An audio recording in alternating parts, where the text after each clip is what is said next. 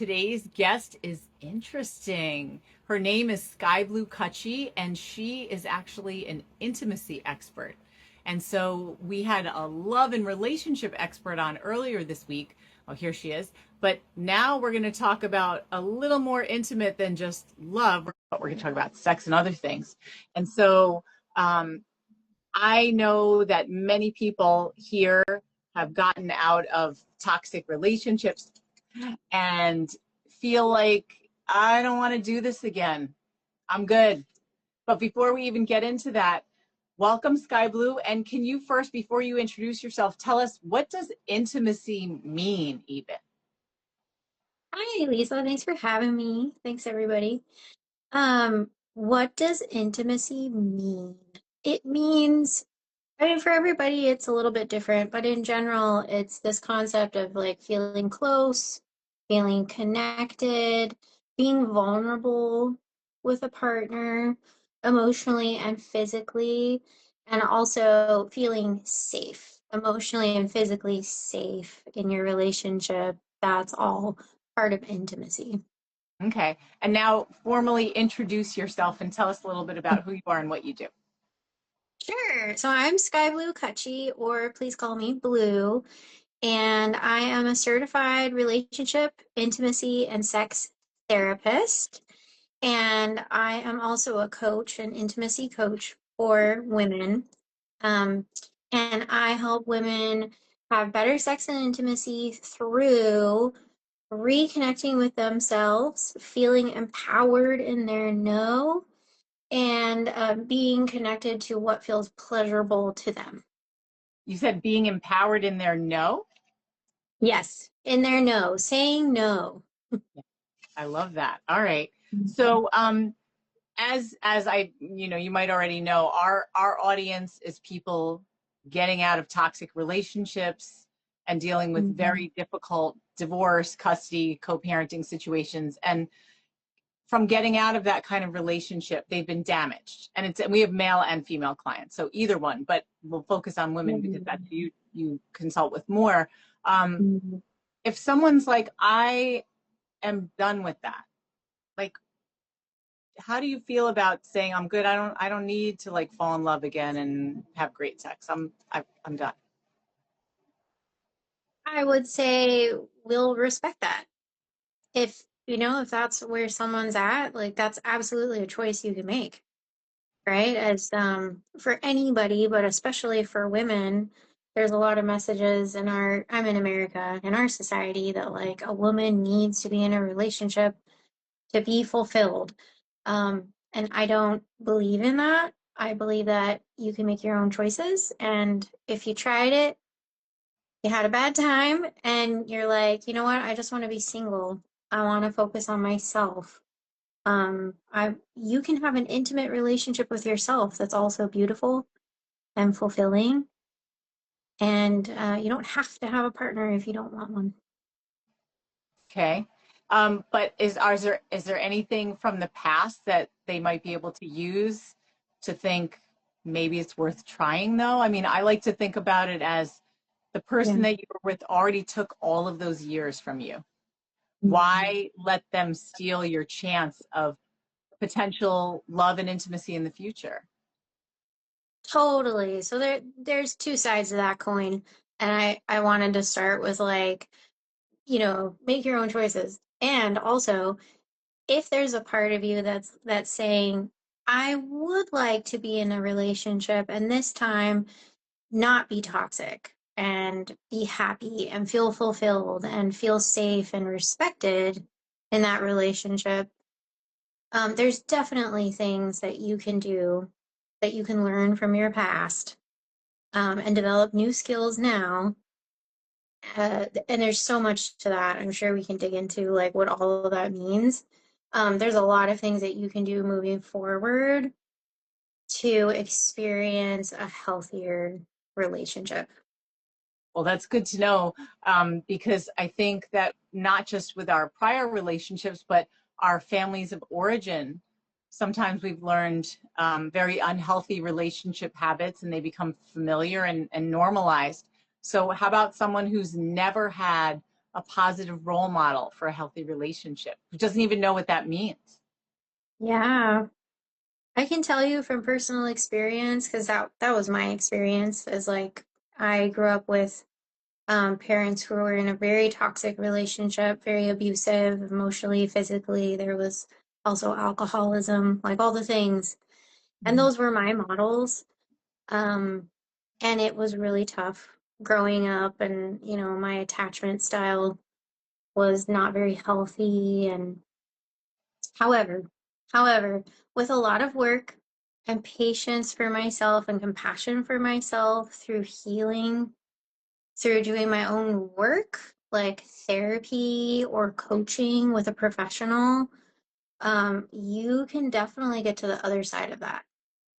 You can learn about, what a healthy relationship looks like to you. What are your healthy boundaries? How do you communicate those things to a partner? Um, you can learn about like what it feels like to feel safe with Mhm. another person and like require that person to respect you and that it's okay to ask for those things. Yeah. So I know I love to read, and there's a new genre, fairly new, romantasy, that Yeah. is romance and fantasy. So I think in general, from a lot what we've been raised on, we believe that there's this ideal mate, that there's one of them, and that's it's going to be a happily ever after. So how Mhm. do you deal with women who come to you and say, but this is how it's supposed to be? Mm. I mean, I believe we have the capacity to love more than one person, either at a time, if that's your thing, or one person or more than one person over a lifetime. And the comparison I make is like a parent saying a parent can only love one child. We know that that's not true. Hmm. So parents can love many kids at the same time, right? It's just a different relationship. It's a different way to attach to that person, and it's the same in romantic relationships. We have capacity to love more than one person over a lifetime. Yeah. So, where do you even begin with someone who comes to you and says, I came out of this unhealthy relationship. I want something more. Like, what can I actually do? Like, what does the work mean? Yeah, that's a complicated, nuanced question, but I'll try to break it down and like be really clear. Um, I think, first of all, like, do you have the willingness to do some self-reflection? Hmm. And that's the hard part. Like, do you actually want to like look within yourself and ask yourself, what did I contribute to the whatever dynamic that I just experienced? And I'm not trying to blame anybody here. Not at all. But I'm just saying like maybe you had a hard time communicating healthy boundaries or like demanding that you were respected or you would allow yourself to get bulldozed or like those are things that you can work on now. So just starting from that place, like, am I willing to look at myself and ask like, what are the things that I could improve? Um, either through self-reflection or going to therapy or going to coaching. Um, and what am I willing to change within myself so that I can experience something better next time in my relationship? I'd say that's step one. Hmm. And then Yeah. after that, so someone says, okay, like for example, I know I let myself kind of be led into things romantically without really considering what I wanted, and that's Yeah. on me. So you have someone who's willing to self-reflect, and then what comes after to get to the point of finding someone and then maintaining that healthy level of intimacy. Because again, it's not just like, oh, you get it and it's all good from then on. Oh, totally. Yeah, and I know that I'm simplifying things here, just for the sake of this talk, but there's a lot of layers to this. But I would say the next thing, if you're like, okay, I'm ready, I'm on board, I'm gonna do the self-reflection. I know it's gonna be tough, but like this is totally worth it. Then I would start asking yourself questions like, how do I want to feel in a relationship? And what kind of qualities and values do I appreciate in a healthy partner? So it's a two-part question. One about Mhm. yourself, how do I want to feel? And what do I value in a partner? Um, and I say that because I think a lot of folks often just think about the partner, like, and they make Mhm. a checklist. Like I want this, and another person. And they never think about like, how do I want to be experiencing this relationship? And you might, for me, I'll give you some examples of myself. Like, I want to feel safe. And when I don't feel safe, my nervous system is on fire. And Mhm. I'm like, ooh, and I'm tense and I feel scared. And like, if I'm around a person that makes me feel that way, I'm like, oh, this is not a good fit.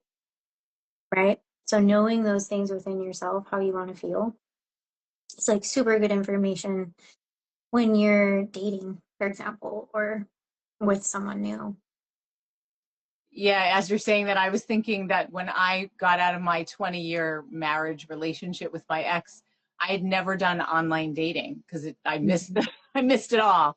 And so I thought, let me try it. And as part of it, you have to do a profile. And I'd never done that before. And the the exercise of writing that profile for me was mind blowing because I did think about your second question without realizing it. I thought, what do I really value in another person? Let's say a partner.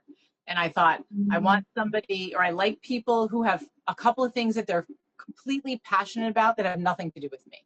They have their own hobbies and their own joy that I'm not responsible for.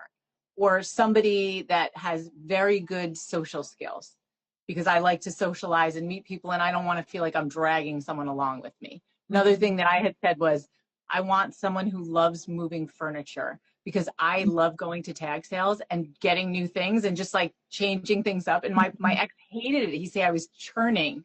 So I thought if there's someone who could just like could help me move stuff around, like I love that. And then another thing I had said I loved was a dry sense of humor because I want to be around someone that I could have fun with. And Yeah. lo and behold, within a few weeks, I met my partner, Chris, who's not only the male half of Been There, Got Out, but he's my life partner. We've been together. We just celebrated 10 years together. But it was amazing. It's like what you said, it's being clear on what I thought. And the other thing was in writing that profile, I can't believe that I was with someone for 20 years who didn't even match any of those traits. It was like, Mhm. I didn't do that first question that you talked about, like, how do I want to feel? And Mhm. I didn't have that. And I can't believe that I spent all that time never even thinking about those things. So those questions are so important. Yeah, I agree. Yeah, and I love that story. Um, like for everybody, it's going to be so different, like what you want in a partner and what you value in a partner.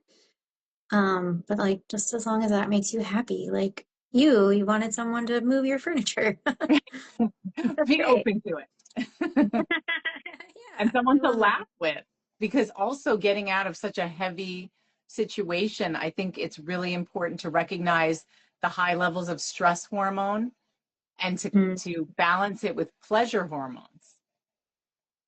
Because we Oh need yeah, we need to have fun, we need to feel good, we need to get our bodies right again, as well as our brains.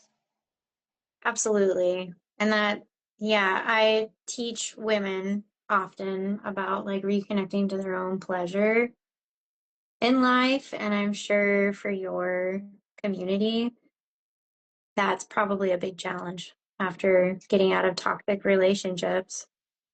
Yeah, so let's talk a little bit about sexuality. We know that that's often a form of abuse, and I'm not even going to get into some of the stories that are very colorful about what happened in our bedroom, but people feel like they've been damaged or they're damaged goods because of what they went through. They're resistant to having sex because they feel like it's just gross because of the person that they were with? Like, where do you start with someone who says, okay, I want a healthy relationship, but I don't know about that part of it?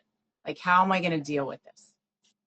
Yeah. I mean, first, I just want to say I have so much compassion for anybody who's been in that situation and where sex has been weaponized against you. Like, it's so cruel and so awful. And I'm sorry you went through that. And it totally makes sense if you're like, ooh, I feel really hesitant to allow anyone inside of my bubble again.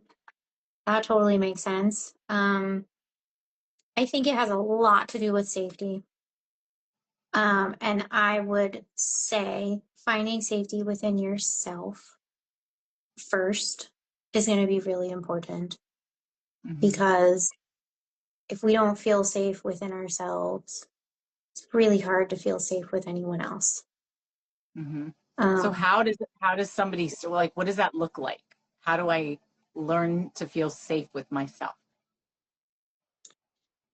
well, it could be a long journey, depending on your level of um, trauma or like what's living in your body, right? Trauma lives in our body and our nervous systems, and so we need to start in the body, like Hmm. calming the nervous system down.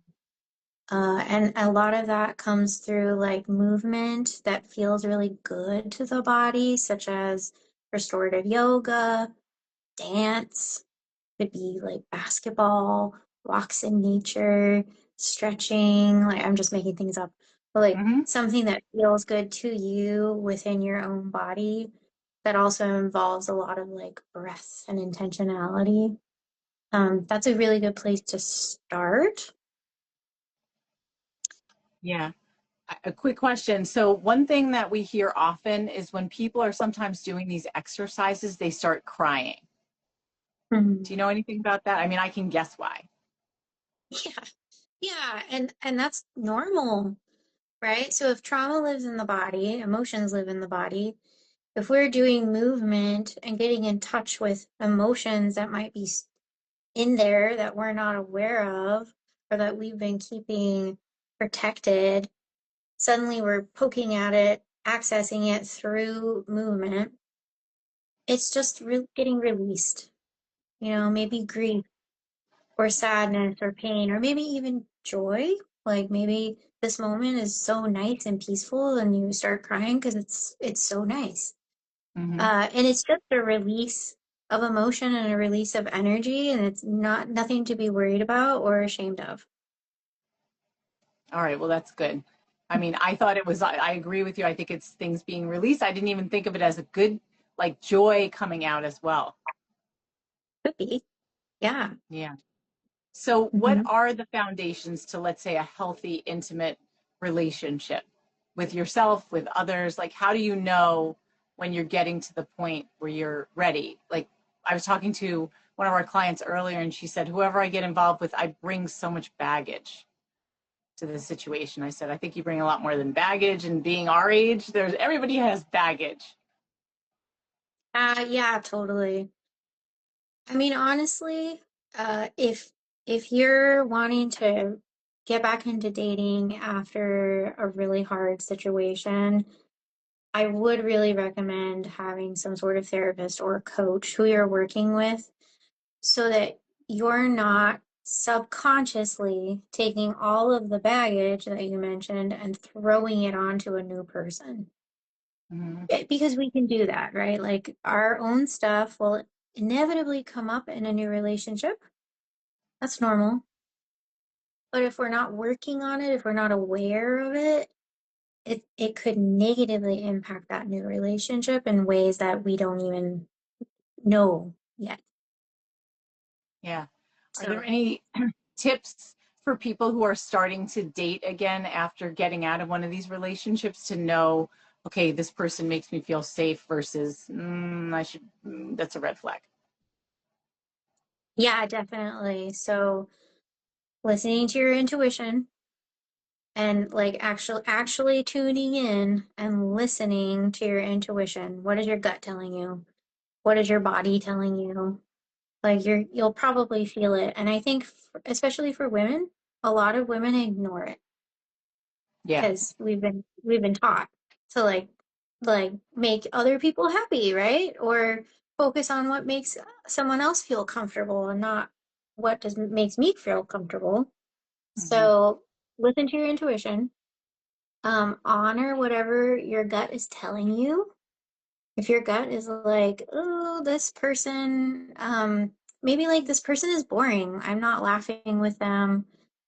They're not making me feel light or energetic, or my nervous system is kind of lit up around them, and that Hmm. doesn't feel good. Like, just listen to that. Like, be in tune with that. That would be my first tip. Okay. And now can you tell people how to find you? And you said you're working on something now. Tell us what you're doing.